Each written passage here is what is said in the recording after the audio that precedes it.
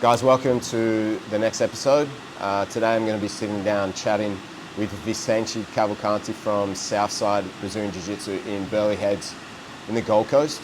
So at the end of 2022 or the middle of 2022, I relocated from Perth to Gold Coast, and I was asking a friend actually who's also a black belt coaches Jiu Jitsu like where I should train, and he said 100% you should train at Southside. So I went down. I did my first class, and I could see why Southside is like 11-time state champions. The level of jiu-jitsu and the level of the guys that are trained there is so high. I think one night on a Thursday advanced class, there was like 11 or 12 black belts all on the mats. A lot of brown belts and purple belts and blue belts. I think I was like the worst one there that day, but it was so cool to watch everyone just training, and at that time as well, like Vicente was preparing for the World Masters in Vegas, and just to see how he goes about training, like, the guy he doesn't stop until everyone leaves the gym. Like, to get him to stop, everyone needs to leave the gym, and it's crazy to watch. So I've been learning a lot from Vicente over the last 6 to 9 months. Really enjoying learning from him, and also the other coaches there, Miguel, Diego, and not only the coaches, but the other high level, most everyone there is more high level than me, so I'm learning a lot. But, there's a lot of really good feedback. Everyone's there pushing each other, but, giving feedback and helping and coaching each other, which is for me is really beneficial to, it's been so beneficial for me learning. And so I was really excited to do this episode with Vicente, have a chat about the gym, his journey in jiu-jitsu, learn a few techniques from him, and I hope you guys enjoy.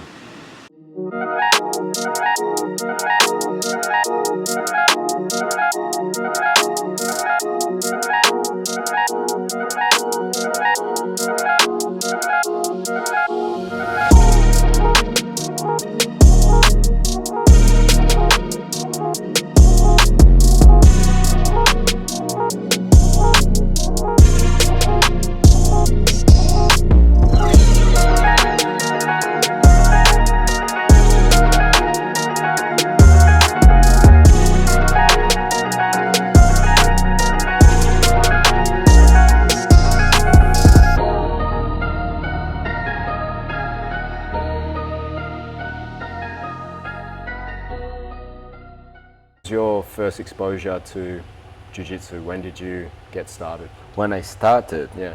Or why did I start it? Both. I started to lose weight. Yeah.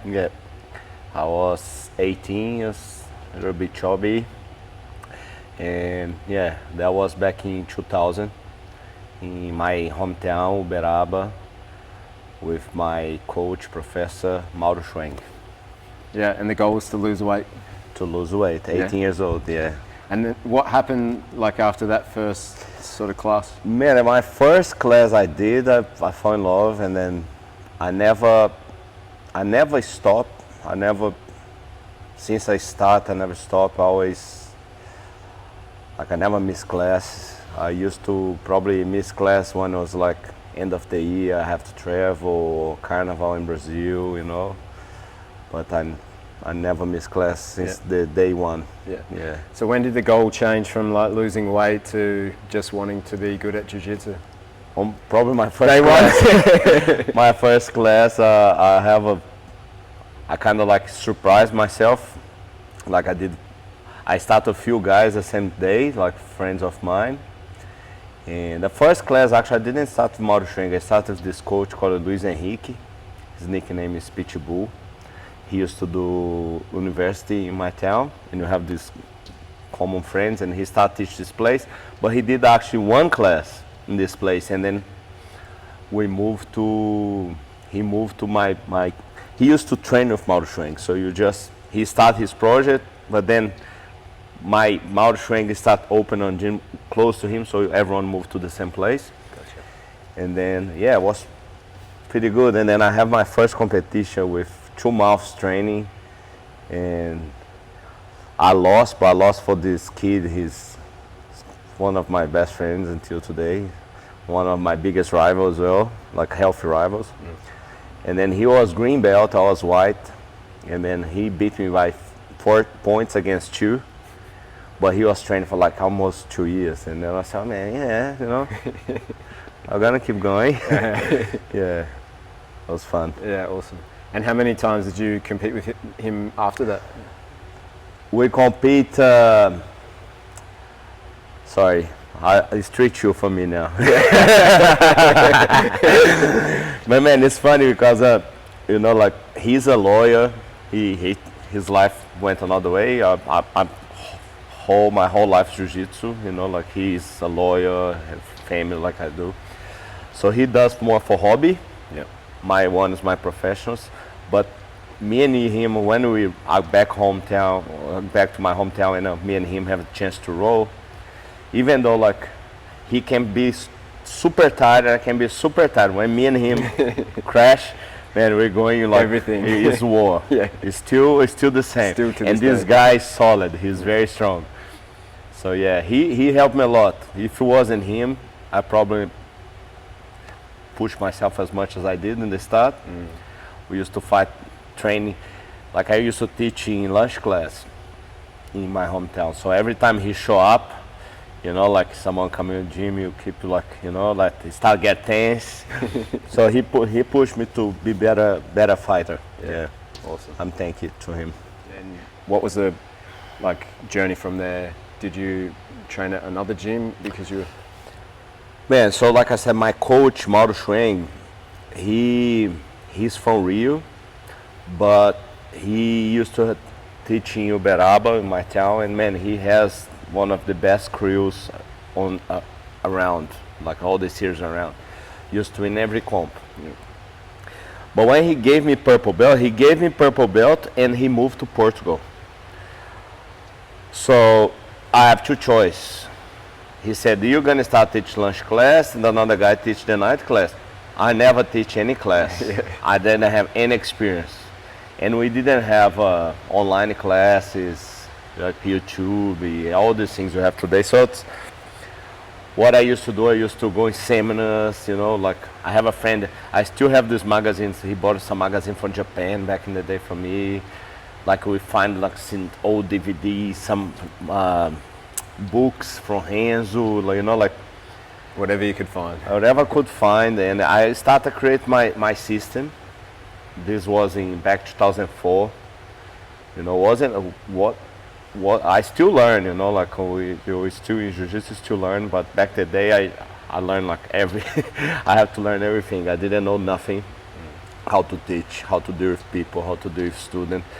So I have a good start because I have one guy. He trained with me for 6 months. Was just me and him. So I kind of, me and him, I could, you know, like start create my system, create the way I do like my class, and yeah, was tough the start. Yeah, was yeah. And I used to go around a lot. Like I never have a problem. My coach never have a problem with me go around in other clubs. Yeah. I'm the same with my students. I used to do a lot of cross training, and that's why I think I have a lot of friends from a lot of different clubs. Like you can see here in the gym, like come guys from the boys from Legas came another day. William Diaz comes sometimes. Talisson came another day. Came like you know, like Bobby, Urus. You know, like even though we have the chance maybe fight in some competition, but I like to, you know, I think it's good for the community, yeah, to train together. My goal now is like, you know, training. My main comps is overseas anyway, so, you know, I'm not against another states, but I really like to see the Queensland beat everyone, so whatever one want training, get ready for comps, always my door's open, you know. Awesome. Was that sort of exposure teaching at Purple Belt like the time that you decided you wanted to eventually open your own gym, or is that? When I start, Yeah, like at what point did you? It's weird when you're in Brazil. I'll talk about me and some of my friends. You always have the dream. I have two dreams. One was become the world champion. One have my gym somewhere overseas. I was used to see everyone go overseas, like have a good life, make money, all those things. And yeah, so that was always my. When I moved to Australia in 2010, that was my goal. Not, I didn't know if it would be here, but my goal when I moved overseas was to learn English and travel around doing jiu-jitsu until I find my place. And I was lucky enough to Australia be my first place. I met Sarah, make my kids, my business. Yeah. And so, yeah. what was the main attraction of Australia and coming here in the first place? Man, I don't know answer this question. I definitely don't. Everyone asks me why I came to Australia. Normally Brazilians come because they surf or have friends here. I didn't have any friends. I didn't speak English and I don't surf. So just fate, I think, was meant to be. Yeah. Cool guys. I'm gonna show I'm gonna try do the takedown. My opponent is gonna defend, and I'm gonna have to think quickly what I'm gonna do next. I'm gonna pull my guard and show some cool attack. Okay. So I'm gonna do my grip, control the sleeve. If he control my one, I'm gonna try break first. Control that sleeve over there. I'm gonna pull and step back. Boom. As he step, I'm gonna try trap his foot, try catch, back a little bit. If I catch, I'm gonna go for like single leg.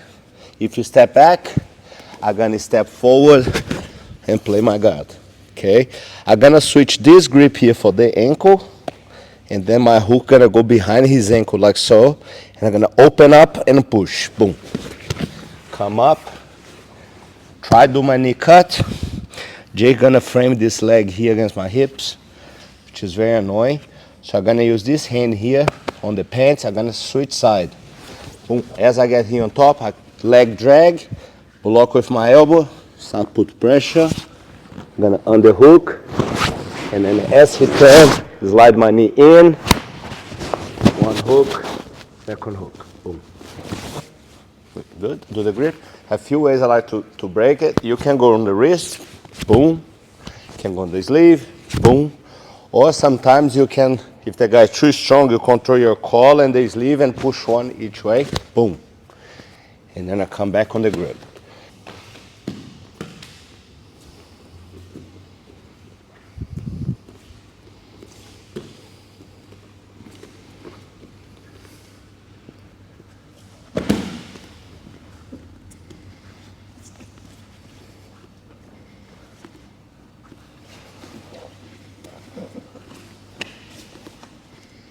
What are some of the biggest challenges you faced as a jiu-jitsu practitioner and as a competitor and as a coach?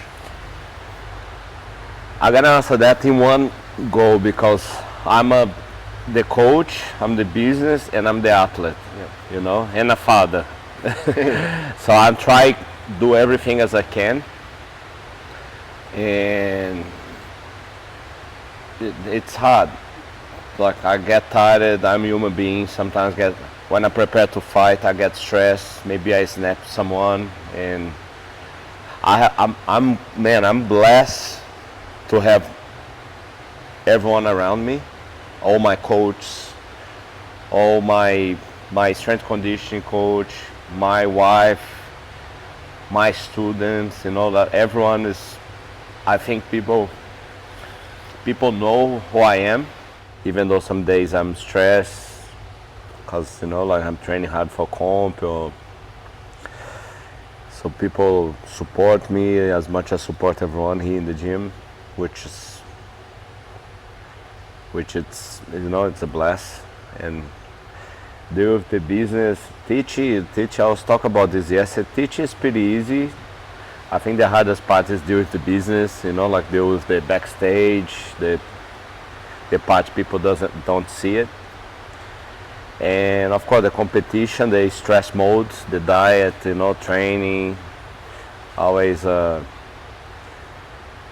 before you have that fear to disappoint people, like if if I lose, what people gonna talk about me. I think, you know, now I'm seeing I never have to prove anything, but now I see that better. And then I'm gonna fight soon, and I'm feeling super relaxed to fight. I don't, you know, I'm going, whatever happens. Of course I want to win, otherwise I wouldn't go, but, you know, if I don't win, I'll not die because of that. I'll just have fun. Yeah. That's why I try teach everyone here as well to, when compete, have fun, not put too much pressure. Yeah. How do you go about like refining your own game now with like when you're preparing for a comp, and you know, what's that process like of sort of planning out what you're going to do, what you're going to work on? And man, when of course I have my main game, you know, but when you start teaching, like I said, I started teaching 2004. I have my program, you know, like I can't teach just the things I do for everyone, because everyone has a body type different, everyone has a different style, you know, like age. So when you become a coach, we need kind of the program have to suit everyone. So you have to teach a little bit of everything. So that's, as a coach, is pretty good, because you learn as well everything, even if it's not part of your game.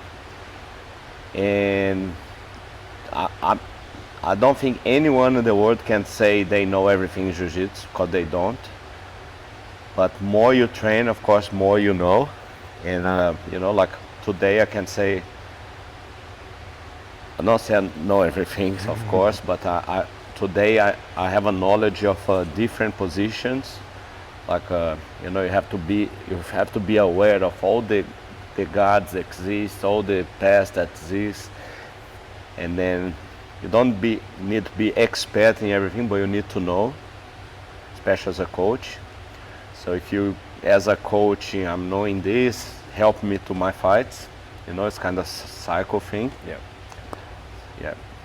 Has your like jiu-jitsu changed over the years? Like, you know, like the way you prepare or the way you... Well, my game, until I was like brown, I used to just play guard. I'm pretty confident on my pass now, because I teaching, I learn a lot of, you know, even like you don't see much I'm taking down, but I know takedowns, people don't believe it, but yeah. Okay guys, so I'm gonna try go again here for my knee cut. Jake shut me down here with this knee. Gonna switch my grip. One, this hand gonna go under his leg, and I'm gonna back on the same collar I was holding before. I'm gonna do one grip here, look, with my palm face his face to make harder him to break. And then I'll pin his leg down. As I pin his leg down, I push with my shoulder a little bit forward, and I'm gonna hook this leg and push as well. Okay, so he's very tight. I'm gonna land on my back, just kind of bait. As I land here, I'm gonna stretch, come double under, control the collar. As I start to put pressure here to pass, Jake is gonna turn, and I'm gonna end up here on the turtle position. So once I'm here, look, it's very common that I try chokes, so like the traditional one thing I kind of start doing when I was purple belt. I control this collar, and I'll feed my hand, and I'll pass my hand underneath again. Okay? Now I'm gonna pass my leg over his head, kind of next to his ear, and I'm gonna point my knee against his ear. What's?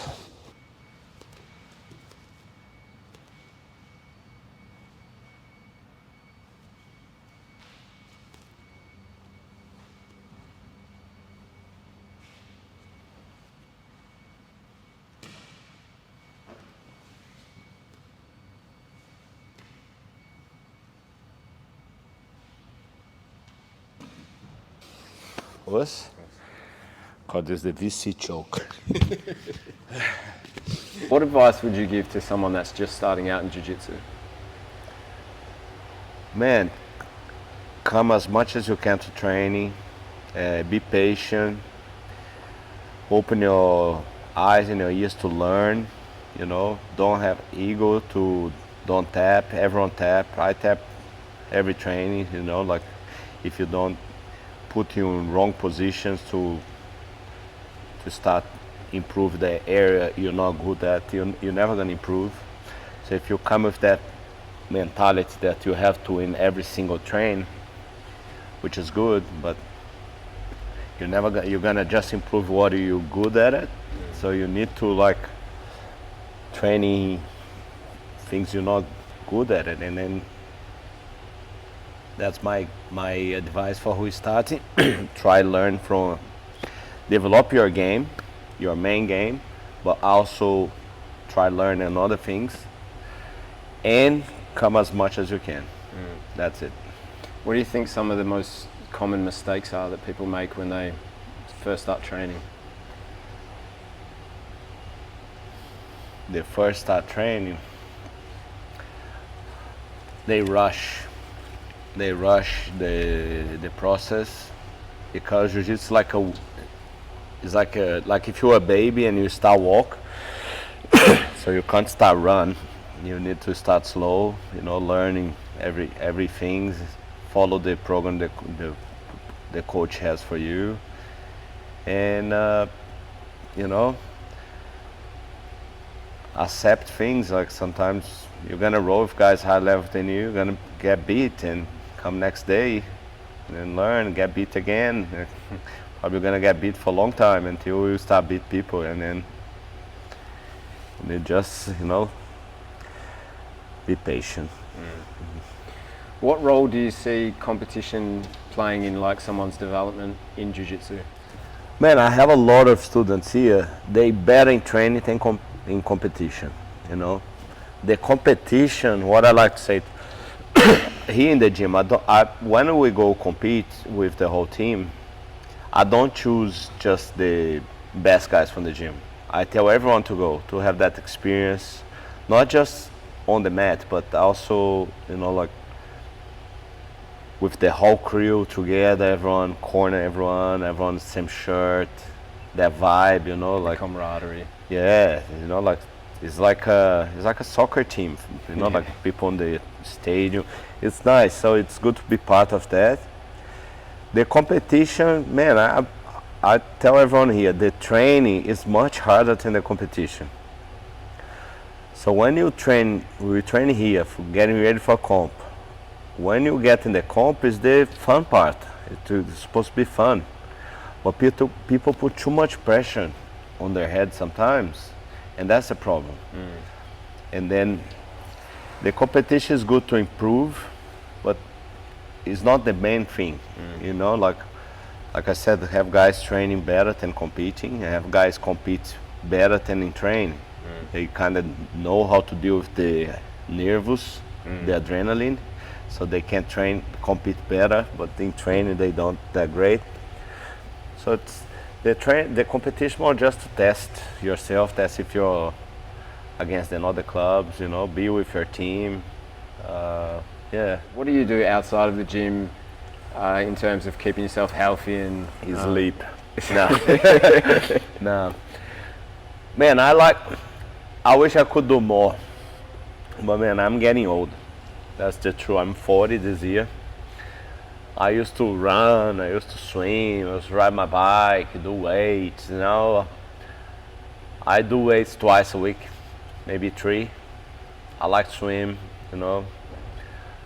I like to go to the beach every Sunday with my kids, which is very exhausting. They don't stop, try going in the water, and you're afraid they're gonna die over there or something. And yeah, that's what I like to do. That's my kind of my routine. I have all my classes, but Sunday I'm beach with my family. Yeah, awesome. Are there any goals or like aspirations that you still want to achieve with your jiu-jitsu as a competitor? Man, I'm gonna win the worlds, even if it take me 100 years. I'm gonna win. I 100% know one day I'm gonna win. Maybe this year. I'm thinking, I'm feeling. Awesome. I'm old. I'm the oldest the bracket this year, but they say the old dogs still bark, right? Yeah. Yeah. In your opinion, what are some of the most exciting trends with jiu-jitsu at the moment? The trains. Trends, yeah, that you see. People say no gi. I'm a big fan in gi. I actually start do no gi, not often. I do like probably 5 times a year now. So yeah, I don't do much no gi. I should, but What is it about I the like- gi that you like? I like the lapel, man. I love play lapel. I love pass it. I love gi. We had this discussion in the car because did you see the post of Mika Galvan? How he's like About the gi and no gi. about the gi and the gi. Yeah. Yeah, see. How do you see the future of like BJJ growing and competitions here in Australia? Man, I said that I think 2016, and I'm gonna say that again.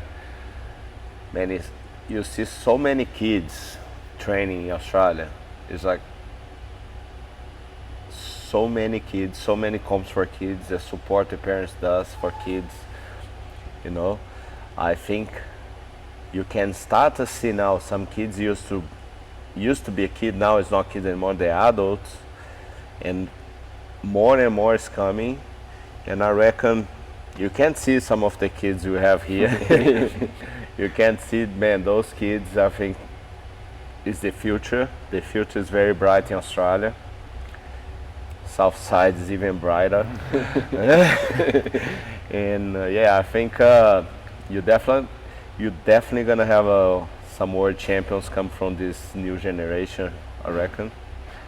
And that's one One thing from I here. really love to see it. Yeah. Maybe you'll find like back in the day when kind of from this little town in Brazil called Uberaba. It's like very small for Brazil. It's like 300,000 people. Small. Here in Australia it'd be not too small, but and then I used to travel a lot to compete and used to be on this. How's another name? You know, like if you go in stadium and alojamento. How you say alojamento? You stay like you go to the stadium, and on the stadium they provide you rooms for the athletes. You know, like, man, the wall was super cold. It was freezing, man, this place, and you used to go all the time. And have this guy, man, he was the biggest guy in the. So you have like heaps of rooms, and I have this room was me, another 3 guys, I won't say names, but one, he was the biggest roid dude of the club. He was massive. And then he went to this place and he was sleeping, and it was at night and it was very dark because we didn't have light. And then I could see like this noise, you know, because it was like 1 bed and I have the wall and 3 beds. So I was in this first bed after the wall. This guy was sleeping by himself. I could hear like this noise, someone try to open the door, and then I thought someone was breaking in. And it was this biggest guy put in the bed next to us because he doesn't sleep by himself. Oh, he was afraid. He's like, oh, everyone wake up, turn on and look at him and said, I'm afraid to sleep by myself. Oh man, I won't say his name, but you know who you are. Yeah, it was funny, this one. That was I think it was blue belt. Blue belt. I mean, it was good times, man. My Lucas Lep was on this trip. He was blue belt. The guy I told you I used to teach the lunch, and this guy used to teach at night. He competed against Romulo Barral this day as a purple, and he beat Romulo. We have a good crew in Uberaba. It was powerful, man. It was powerful. Do you still keep in touch with like all of those guys? Yes. Lucas, I'm going to his house next in 2 weeks. We start, like my coach gave his coach black belt. So it used to be one club. And yeah, we have like I went to Brazil now, I saw all the guys, like everyone, when my coach moved away, like he put me in charge this class, there's a guy at tonight, but a lot of people like spread a little bit, everyone start doing your thing. But like I said, I like cross training. So my the lunch class was when everyone after a long time, because I didn't know how to teach. Like probably like 2 years I was teaching, my class was all the old guys, all the older coaches, like the coach from the clubs used to meet to train together. Was when Vacão used to come all the time, and yeah, it was nice, man. And I have good memories for this, because this time when I didn't have students, I used to have this car and I used to do university, and then finish my class. I used to be like a bus, a school bus. I used to pick it up one by one to go to train, so I could have people to train with. I was ever on white belt, and have this guy. He was from this guy, man. I was proud to say about him, because he was from the street. I gave him his first gi, put him to start training. It was like kind of my social thing. And today, he finished his university, Federal University, like physical education. He has his social project for kids, and he's one of my black belts too. So he's one of this crew. I used to pick it up. So it's pretty cool. I'm very proud of him. One day I wish I can bring him here, but it's hard because visa and stuff. But yeah, Wesley Zerão, love you, man. And yeah, that was a cool story. He's still going. Yeah. Tell us a bit about Southside Madagascar, is it? Oh, the Madagascar. Yeah, this guy, he started following my Instagram, and then I start, looking his training, and he has a lot of, like less privilege than us training there, and then I start sending gis. It's expensive to send gis to Madagascar, but it's something that I like to do. I don't like to say much, because I don't like to use this to promote my thing, so that's why I don't. Anyway, I start do this, and then eventually he becomes Southside. He has his project there as well. And now in June, this guy, they start the Madagascar Federation, and he's actually now the vice president. Wow. So the Madagascar Federation invite me to go to Madagascar to promote the Jiu-Jitsu. Amazing. So I'm going, like, instead, this is my 40th, on the 10th of June. So instead of party, like I'm gonna take this money, I'm gonna fly myself there. They're gonna help me a little bit. And then, yeah, they're gonna do a camp from the 4th to the 8th in Madagascar. And on the 10th is the Nationals, Madagascar Nationals. Awesome. So I'm gonna be there. And yeah, first time I'm gonna actually meet him. Like, we've been in touch for like almost 2 years now. Wow. Talking, sending him gis, help him, and then gonna be cool. How do you see Southside like growing and expanding in the future? What would you like to see happen there? Oh man, I want we have all states in Australia, that's for sure. My goal every year is win the Queensland states. That's always I ask the boys. It's funny because everyone thinks Southside is a competition team, but you train here. I probably ask 1 or 2 competitions per year till you go, right? Yeah. I don't put much pressure for anyone. Queensland State was always one, always ask. It's the only always ask. But this year you won 11 times, so we're not. I don't think we're gonna jump in this year. I'm just not going to promote as much as I normally do for the student. But my goal is win Pan Pacific, Nationals, maybe take Southside for the next step, next level now. That's my goal. Awesome. Yeah. How did you find out the name Southside? So the Southside is actually, when I moved to Australia in 2010, I trained a little bit in Daniel Lima Fight Club. It was close to my house, and then after I found the Puma with Vincent Perry, which I have I'm so grateful for this guy. Everything happened with me because him. He knows how grateful I am. And I was trained with him, competed with his team, and then one day, the guys from Southside MMA, which is in Woodridge, in South Brazilian, they call my phone to speak with me to start teaching. I couldn't speak English. So who spoke with Rich? Rich was the Rich Fatape, the owner of the Southside MMA.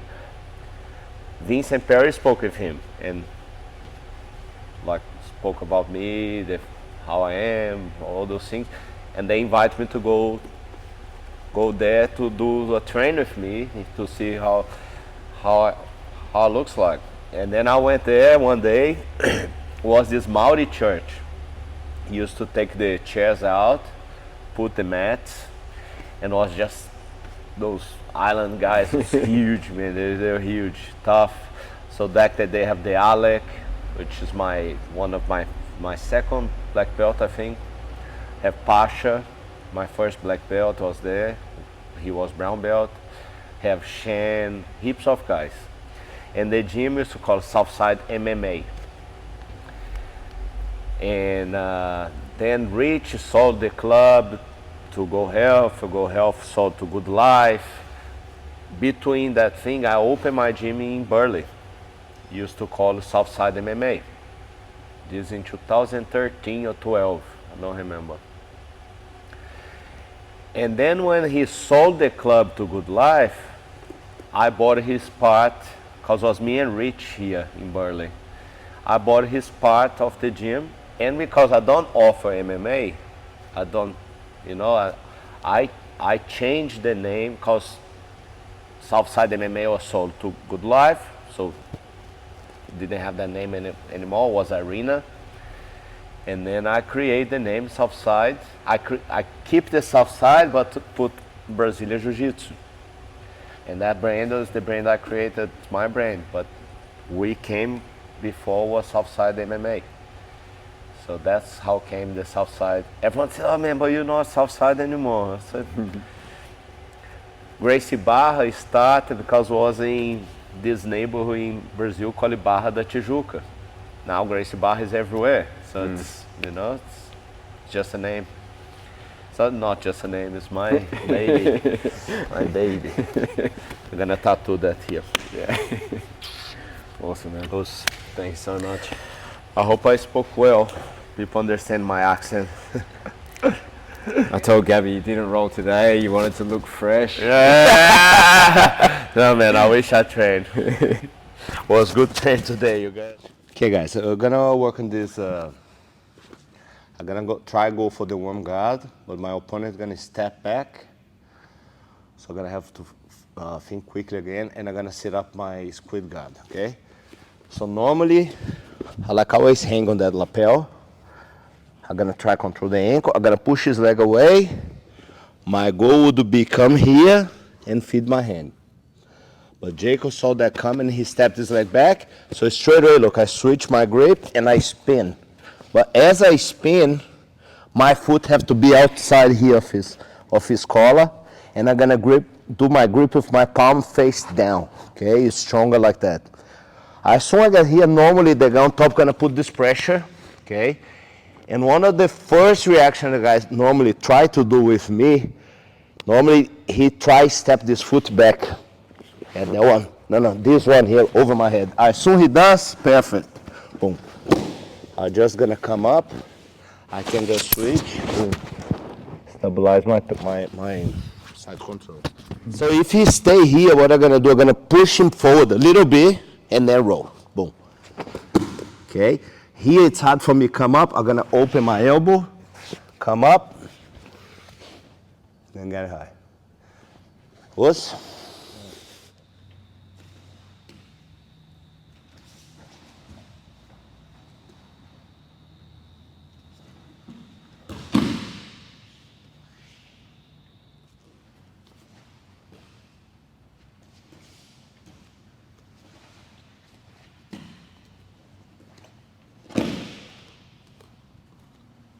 Guys, hope you enjoyed and could learn a few techniques from Vicente that you'll be able to implement into your own game.